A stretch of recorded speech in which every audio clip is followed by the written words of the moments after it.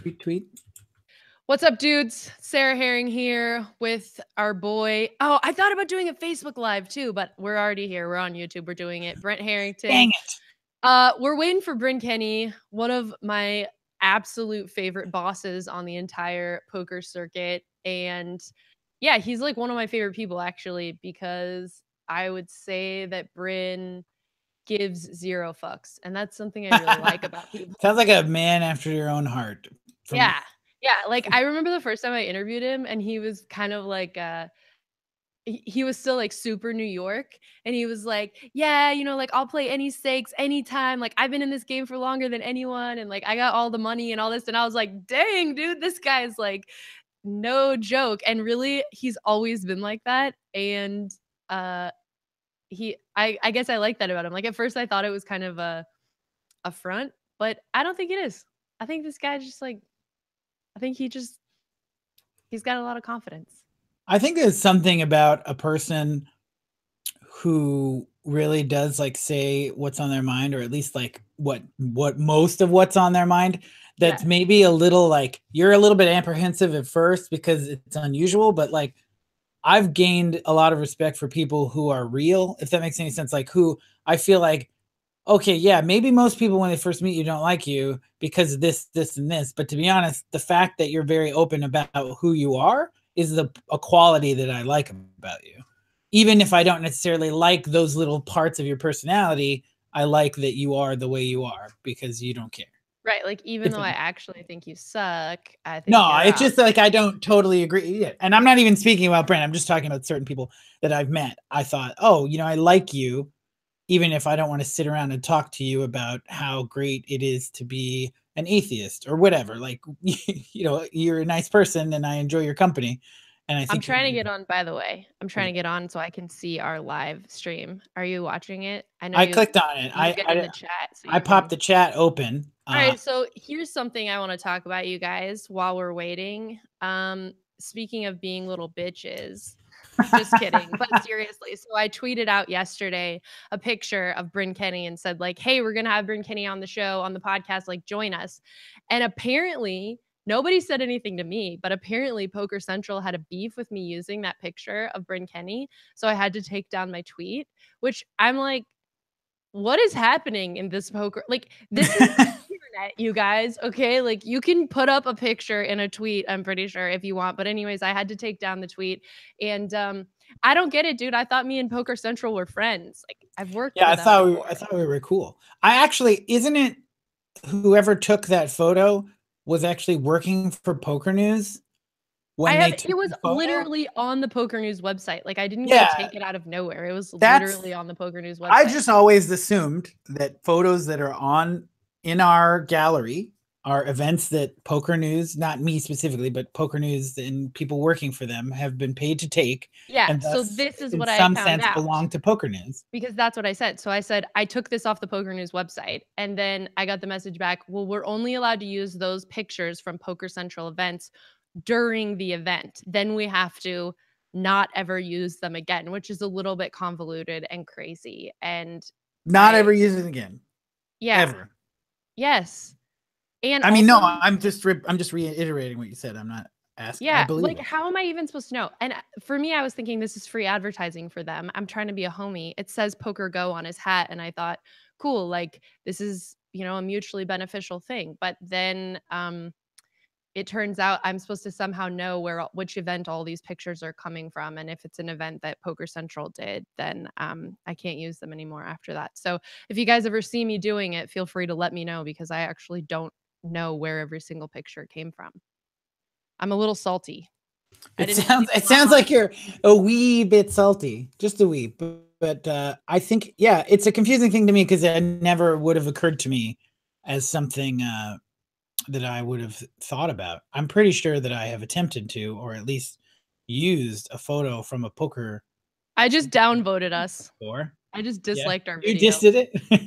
Someone else disliked it and I wanted to find out who that person was so I could call him a little bitch right now. But then I ended up disliking it and undisliking it myself.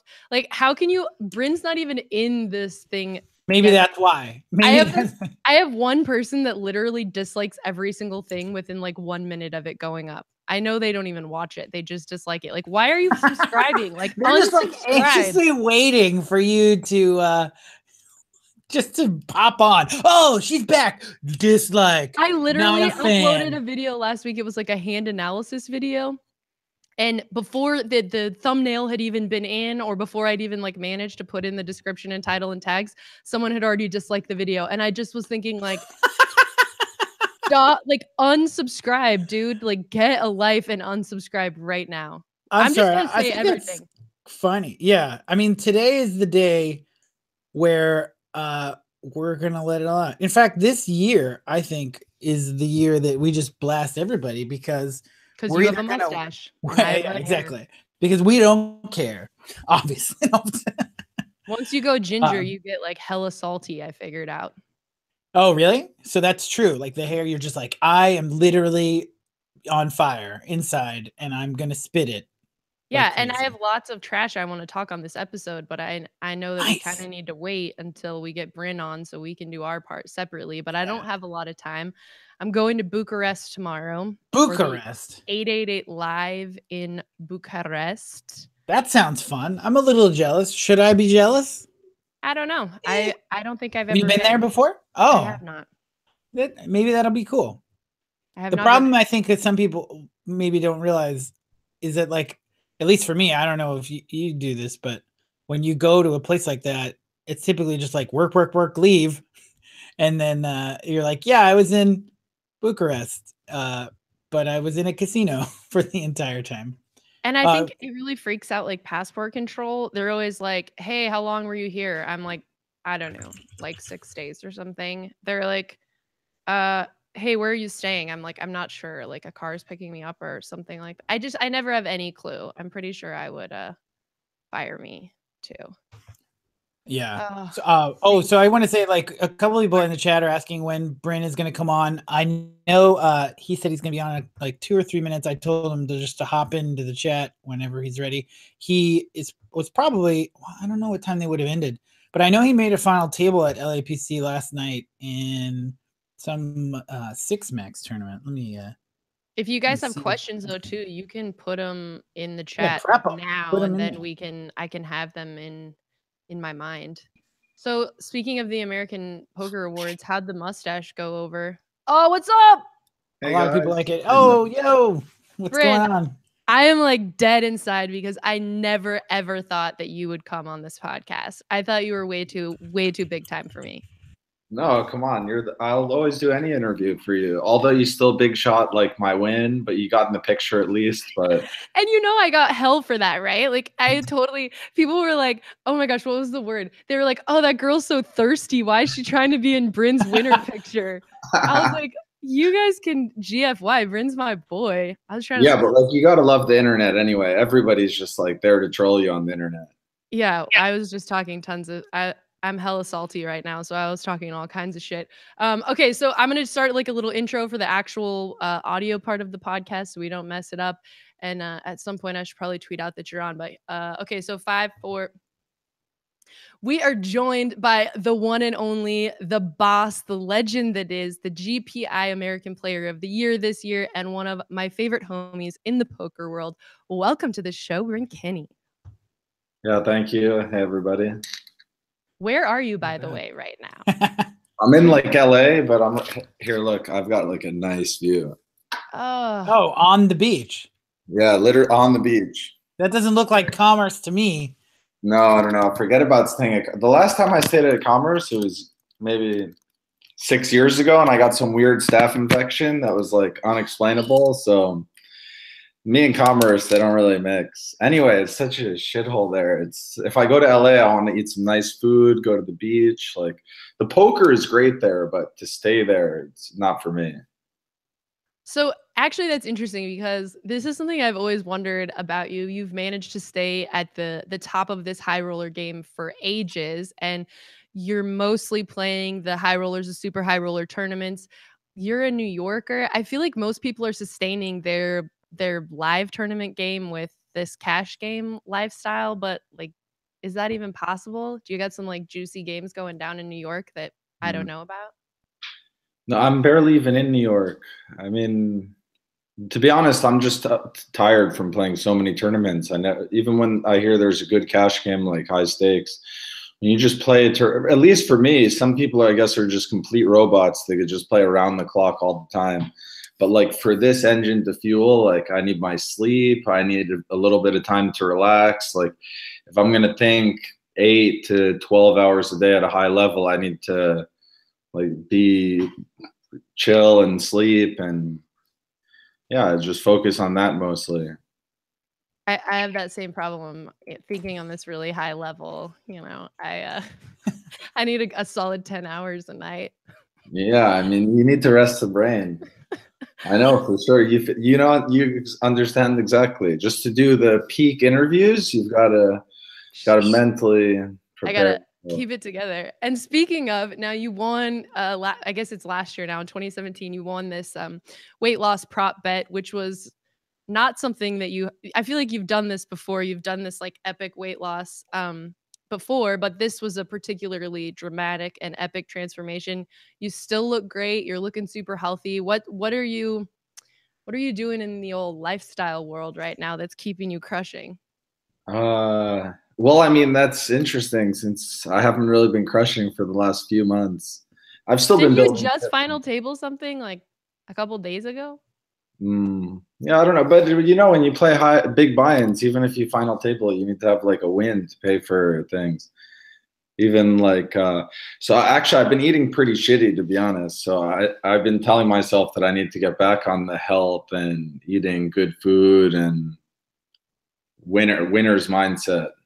I mean, I have the winner's mindset anyway, but just like the body winner's mindset.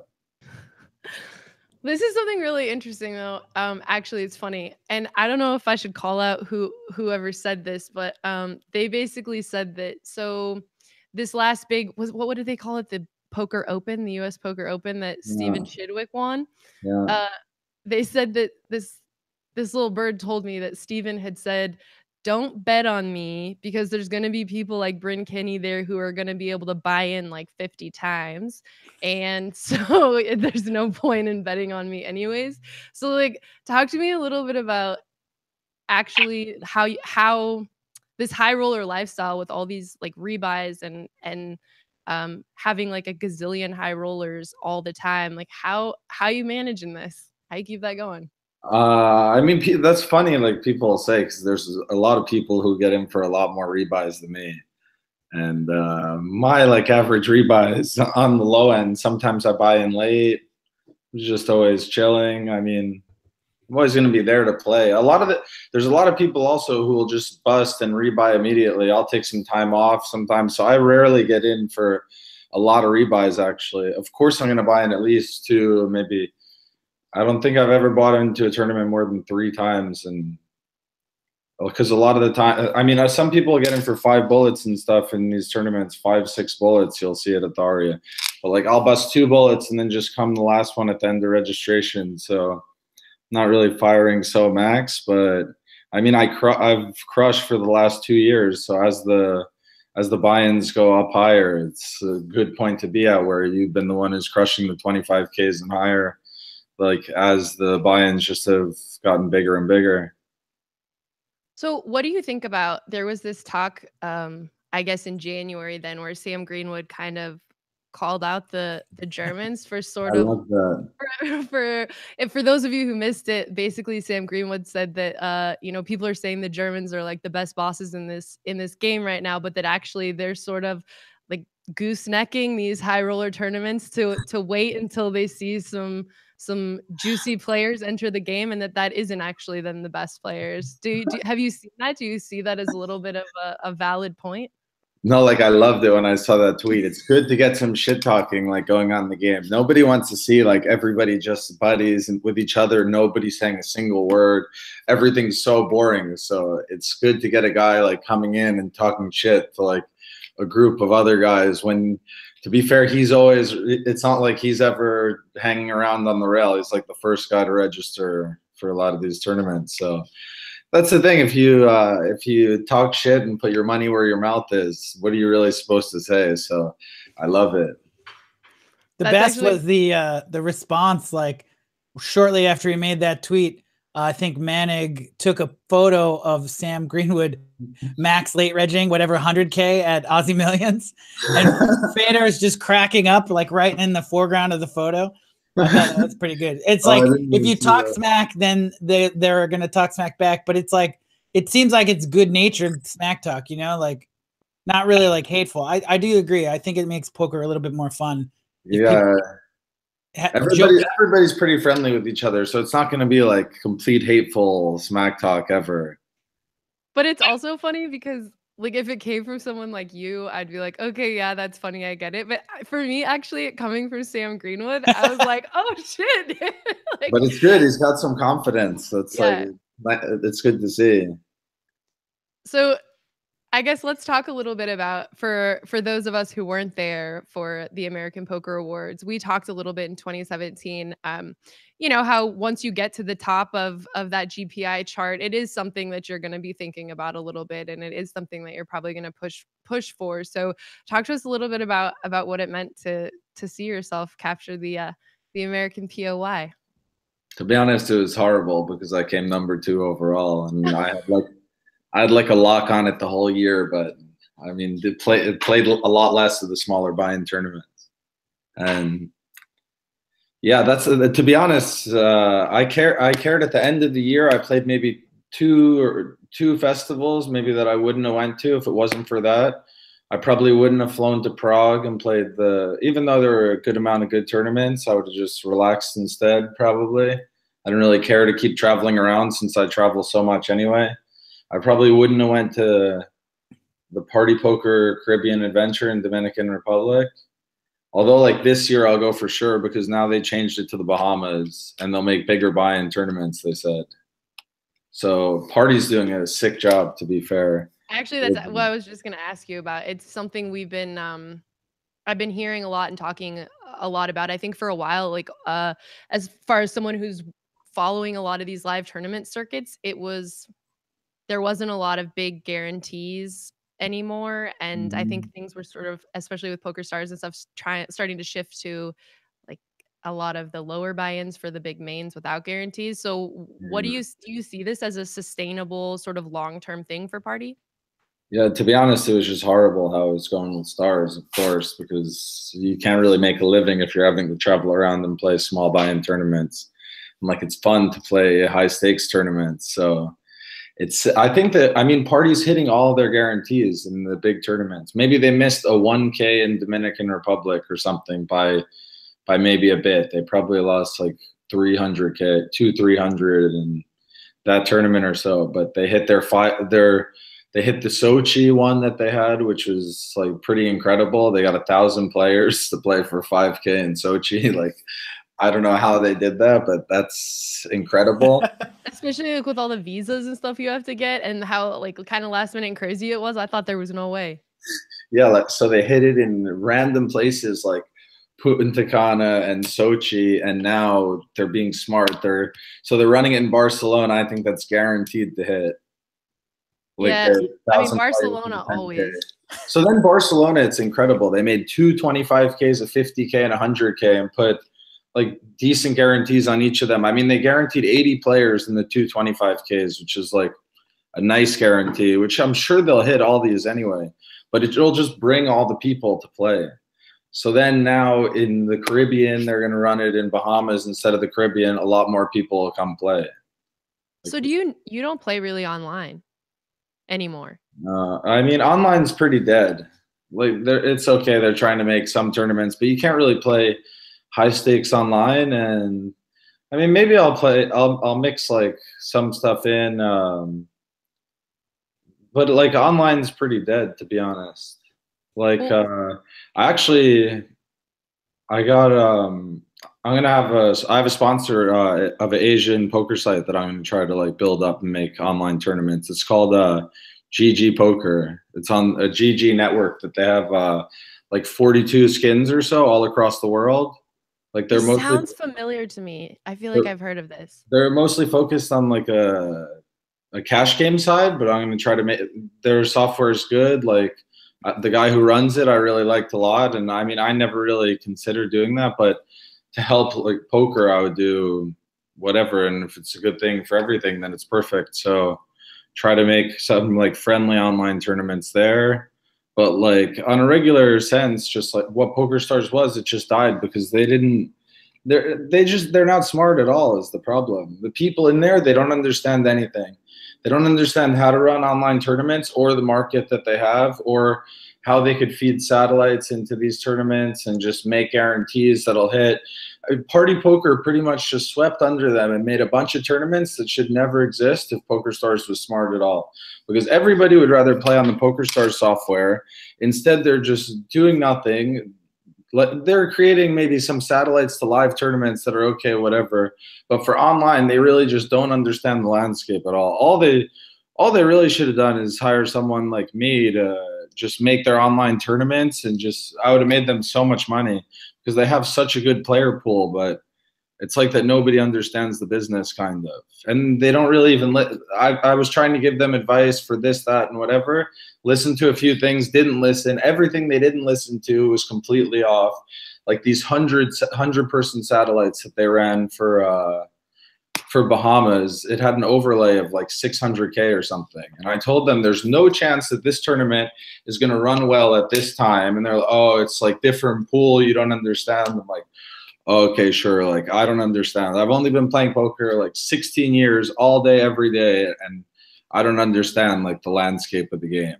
Sure.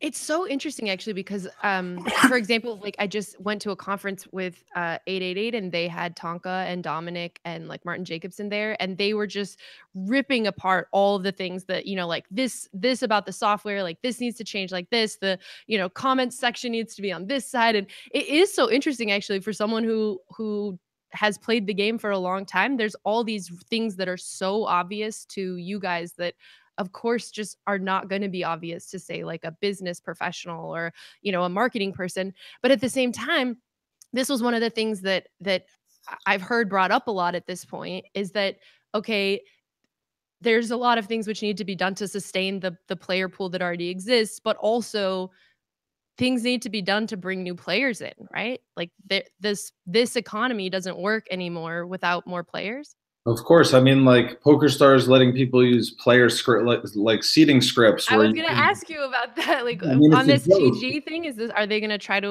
like eliminate the seeding script problem? Well, no, the thing is, if you're just bum hunting like on the site, they'll just close your account. On GG. Yeah, so like, because what do they need you to just come in and ruin their games for? Just play like a robot and just. I mean, I loved that when the guy told me that if people are just bad for the game, they'll just tell them, yeah, sorry. Like, I mean, it's like a casino. If people are just killing your games, what do you want them on there for? For the little rake that they're paying for $5 a hand when they're fleecing guys for 100K, 50K, and just. Let's say you're an amateur, you sit down on a PokerStars table, the game is filled as soon as you sit down, and then as soon as you sit out, the people don't even have the respect to play like another orbit like in the game where let's say they're even losing like one big blind, 100, they won't even give away like $50 or $100 in equity just to make the person like not feel like he's getting like filleted pretty much. Okay, so the game only exists if you're playing and the people quit instantly when you're not playing. Just, so, I know that PokerStars has been so in these now they have the regulated markets, which I think right now are sort of coming together, which is Spain, Italy, and France, and that they have been testing these basically trying different ways to keep this from happening. And like one of the ways is basically that if you that you have to sit out like 12 minutes or something, and then you have to sit out like 24 minutes, and then if you try to like come into a specific game and then you snap leave, you know, they do like the auto seeding more like a regular cash game, and then if you try to snap leave that you get punished. Do you think that that's an effective way of dealing with that? I think if Stars like or anybody online just wanted to make the game fun, you should just ban all software while playing on the site. It just gives. Because the thing is, okay, people are all good already. They all understand the game well, so much better than an amateur. Now you just throw in that they see everything about how the person plays completely, just tools to pretty much cheat. It's like like a cheat sheet and a cheat calculator you've got, which when you're studying, this is all you're doing anyway. So I feel like it's bullshit to need that much of an edge, and it makes it not even gambling. You just get the bad players just get destroyed now. That's the thing. It's before you could play, you could have fun, you could win sometimes. Now bad players are just getting destroyed because players are so much better anyway, just online, live, have just been playing for a lot longer all the time, and they just have tools to use against them. I think that PokerStars should just ban all outside software, and if you're just and I mean, I'm sure they know what's running on a computer, and if they catch you running some type of program on the computer, they could just be able to like say, yeah, sorry, like you're not welcome on the site anymore. You don't even have to take people's money or anything. Okay, whatever, no problem. Like you can't play on PokerStars anymore, which would deter so many people from doing it. PokerStars has never shied away from really giving people bans or lifetime bans. And they don't really care because one person or a few people in a pool doesn't really affect the economy at all. And then it would make it a much more fun and friendly game to play. So they're trying to say that they're gearing it all towards this type of person, but they're not actually doing the things to make it towards this type of person.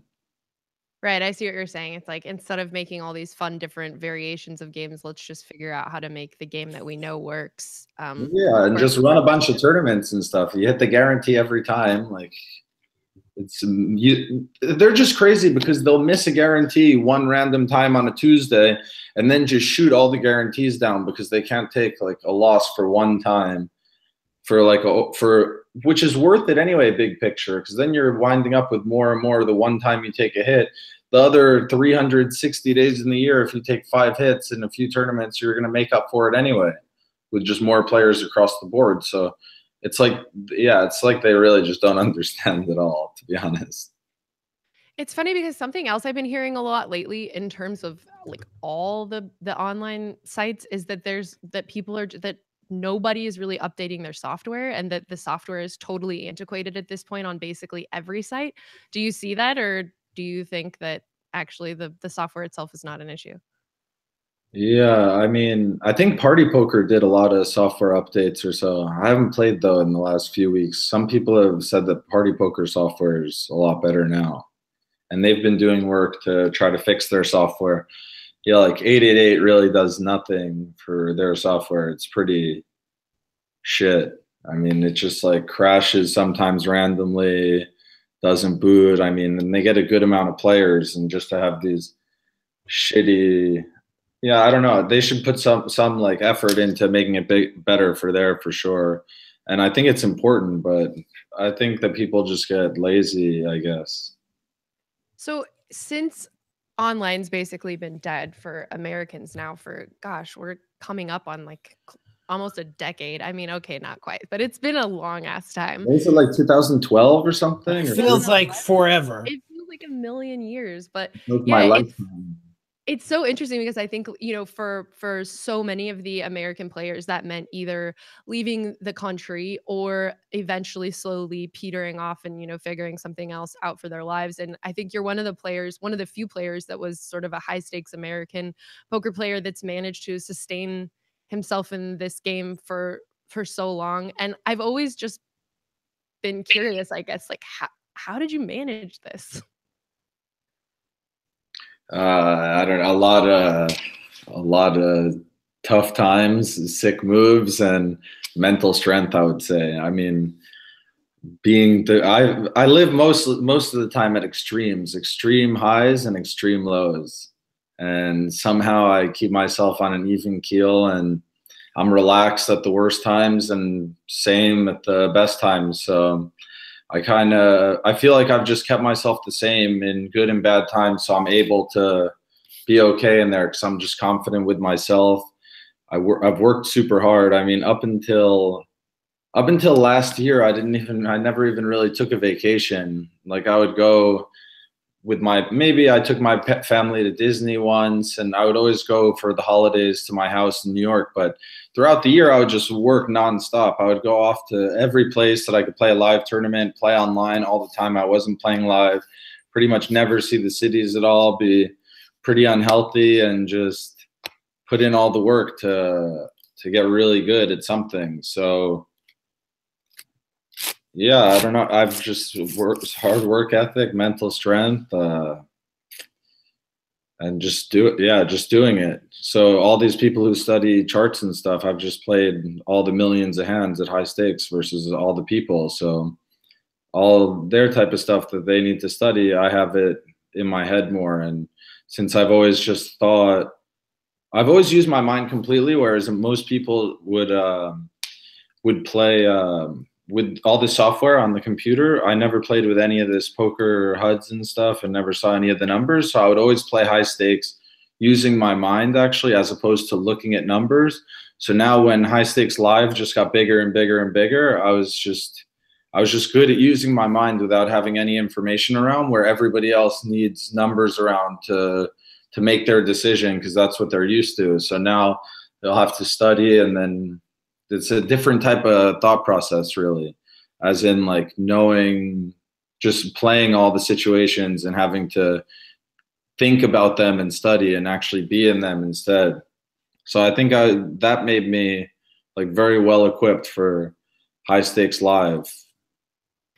Yeah, it's interesting. I feel like I saw a quote from you a few months ago that was something to the extent of basically, yeah, you can be over there doing all your math, whatever, but like I see you bluff and like I'm gonna like shove it down your throat, basically.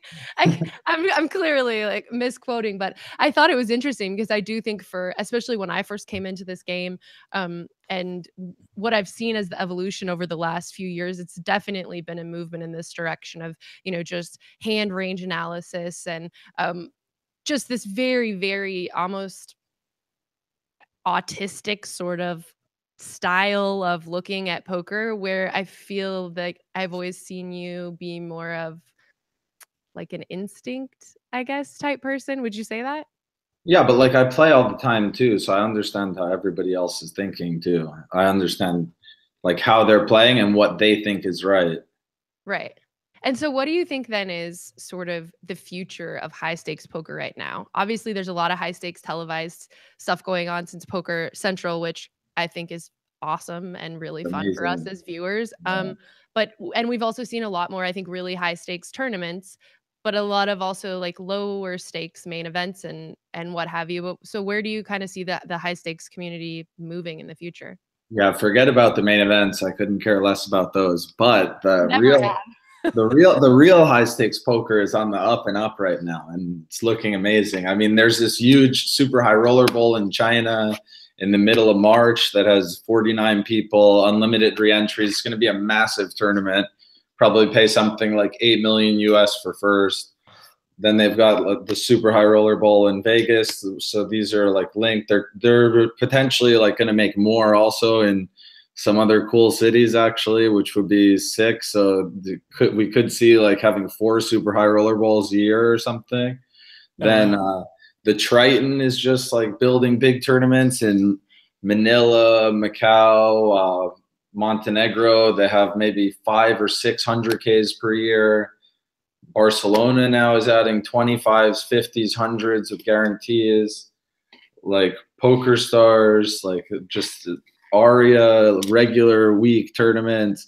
Then the ones around the 300K, there's this week there's like 100K, 25Ks, 100K at the World Series, million one drop. Like you couldn't have more high buy-in tournaments. I can't even take like much of a breather because it's just I can't miss a tournament that has 50 players that's 100K buy-in. It's just for right now, it's just that's in my blood. This might be something, I don't know. You don't have to answer if you don't want, but I know you've been someone who's been known to also stake a lot of horses for many, many years. And now that there's so many high stakes tournaments all the time, does it make it more difficult to even invest in other people when you're like, dude, I got like 80 tournaments I got to play in the next 2 months? Yeah, I mean, to be honest, anyway, like staking and doing too much for other people has been like the bane of my existence anyway. So I mean, I do very minimal staking, and I'm not interested in starting any new deals with anyone else now. Like, there's no point.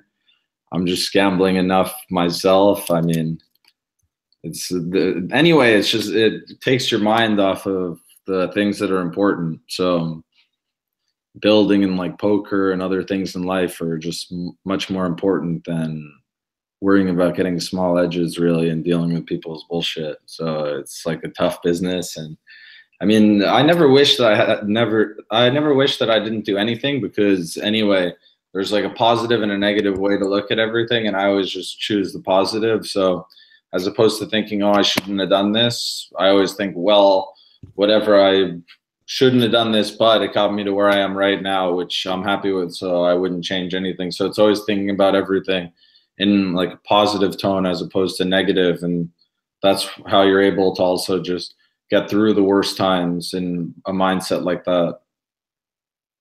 Which is interesting. Yeah, I was going to say, go ahead from the chat. Oh, yeah. There's a couple people in the chat. First, Matt Cook, Oregon, says that one of his greatest poker moments was in a $300 sit and go where he had aces and you had ace king all in pre-flop.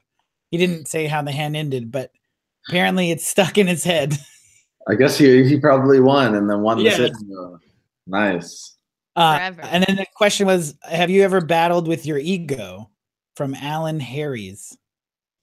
I don't know if you want to elaborate on that a little bit, but I think it's interesting. I was going to put it in the context of you're talking about how important it is to maintain sort of the same sense of yourself, no matter, you know, if you're at the top or at the bottom. And I think a lot of people, like I've always said, like you've just always been really confident. And I think for some people, maybe they see that as like a problem. Do you ever see it as a problem?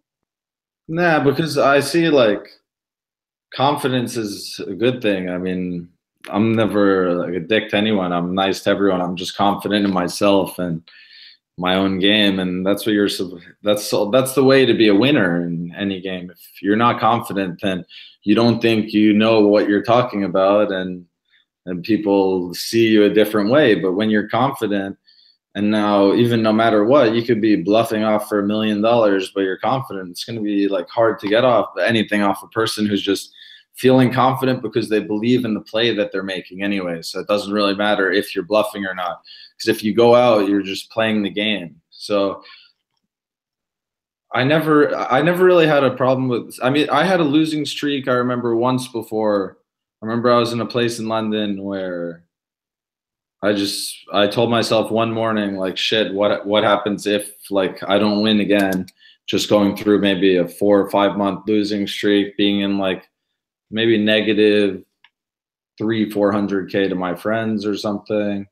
And yeah, I remember just grinding a lot. And this was maybe 6 years ago or so. And that's probably the only time I wasn't really confident, but I just got over that anyway. And actually, I won a big tournament like the week after that for like 350 or so. Well, like a nice tournament just to pay off like whatever I owed to my friends and stuff, have some money again, won another tournament again, and just these 6 cycles. So, I mean, I've got to be confident in myself, because when you lose all your money, owe your friends money, it's tough mentally. And if you're not confident in what you're doing and how you're doing it, then you're going to be in for a tough time, because that's the hardest times to get out of it, when you don't have and when you're scraping. And yeah, that's a difficult road up, but you have to make a lot of smart decisions. I've been just good at that and do the right thing and work hard, and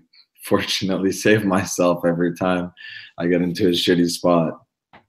But it's interesting because I also think confidence and ego are not always necessarily the same thing. And that is something that I can say. Like, I've even done interviews with you before where you've been very clear about saying, like, I have been at the bottom and like I have been at the top. And like, I'm not afraid of going back to the bottom. I know I can get back up here again. And so I also think there's still a level of humility. It's like being able to admit that, you know, like, okay, I don't always have it all right. I don't always have all the money, but like, I know that I can, and I know I will. So like, I don't know. Like, I think that it's interesting. And I also think it's interesting because something that I've experienced a lot of times with poker players, and since my time in the poker community, is that a lot of times I think a lot of the players who aren't as confident are actually kind of mean sometimes. It's like I've definitely dealt with a lot of players that are really condescending and rude, and I just have to look at them and understand that it's because they're not confident.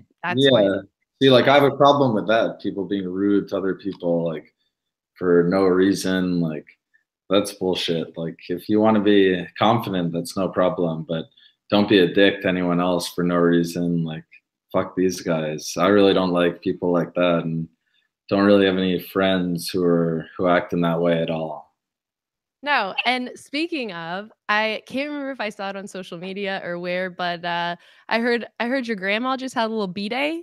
Yeah, I threw my grandma 80th surprise birthday. I flew into New York just for it, and threw her a 80th surprise birthday party with like 100 relatives and friends, and she literally had no clue at all. So I took her to lunch for she wanted to get lobster, so we went and got lobster and crab legs for lunch on her birthday. So I pull off this thing where my friend's gonna call me and tell me like, oh, his family's having a party that's 30 minutes away from here, and we would like you to stop by or whatever. So I pick up the phone, we're finishing lunch. My friend said, I tell my grandma, she's like, oh yeah, of course, like I love your friend Christian and his family, so of course I'll come. So we drive out. Literally, it's around the block from where she used to live. We're walking up to the place. My friend's videotaping her, where I'm thinking in my head, like, oh man, like this is gonna give it away. She's like, yeah, man, I was here like for Thanksgiving with my family. It's like, oh wow, that's weird. So open the door, she sees all the people. She just like goes that face, just covers her face, turns around, runs out of the room, and just starts crying. I just love it. And it's so crazy. Like, as long as I've been in poker and as many wins as I've seen and things like this, I would say your family has this really, really tight bond. And like meeting your grandma, hanging, your brother, I love your brother. Just, it's like since the early days until now, your family is obviously really supportive. And I think that's like the biggest blessing in the world. Yeah, I mean, like my grandma, even just before today, where I'll play the 25K at Commerce, I told her yesterday, I'm like, okay, I'll send you a link when I know where it's going to be. So she messaged me at least 3 times, like, hey, make sure you send me the link, like, when you get it. Like, she's sitting at her computer just clicking refresh. Like, if I'm playing the tournament on the first day. She won't go to sleep until it's done playing, just to see if I'm still in, if she gets to sweat again tomorrow. She's just like Italian. She loves to gamble. She loves it. I can remember her sitting at the super high roller bowl, and like she had like I want to say she had like a New York hat on or something. Yankee hat. Yes, and I was just like, dude, this lady is a boss. Like, I know this is where he gets it from now. It all makes sense. Yeah, like her and my mom and they literally they sweated the whole day, like on the live stream in New York. As soon as the day finished, my mom or grandma, I forget who, is like, yeah, we want to come watch you. So they literally went, they had no sleep, maybe an hour of sleep each, just hopped on the plane from New York and just came and just sat on the thing, and just, we were the only people watching the super high roller ball. So like, yeah, it's really nice to have a supportive family and a close family. Anyway, I have like the best mom, dad, and ever. Like, my mom's just super mom. She does that. She's done everything for all the 5 of us. I'm the oldest, and yeah, I would do anything for her and the rest of my family. So whenever I win, it's nice. Like, I take my parents on trip. Not even if I'm losing, whatever. Now I've just been taking my parents on trips where I'm actually taking them to Japan in the end of March, because that was the place that my dad really wanted to go. So my dad has been studying Japanese, reading all up on Japanese, because he's like see, now I can say where I get the mind from. He's like a master in like the mind, keeping everything. Like, he's doctor, so it's like you could ask him he just understands how everything works in the body, like together, and can put a puzzle together really well, like I'm able to do pretty much for a poker hand, which is a similar thing, like putting a puzzle together in your mind.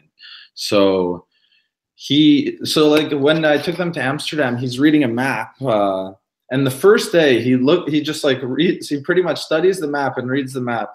So he tells me, hey, instead of going this way, you should go this way, it's faster, after I've just been spending a bunch, like, years there, which he was completely right. And a tourist comes up to him, asks him like, oh, where's this? Just boom, boom, boom, boom, like you do this and you take this. He's just wizard with this type of stuff. And I went to Japan last year in November, and it's like the best place ever to walk around. It's so cool. It feels so nice. And both of my parents are nature type of people, so I'll bring them to see the cherry blossoms. They'll do some hikes, like go to a bamboo forest in Kyoto. So I'll do a week with them, and then that's the most I can do, because I'll go play for Macau, at Triton, and Barcelona. But I'll do a week with them, and they'll do a week themselves. And I mean, that's like the best type of things. That's why it's good to win, to like help your family out, like take your family on trips, like to make everybody around you who you like, everyone around you should really like or love, and to make everyone's life better if you can, that's the best thing you could do.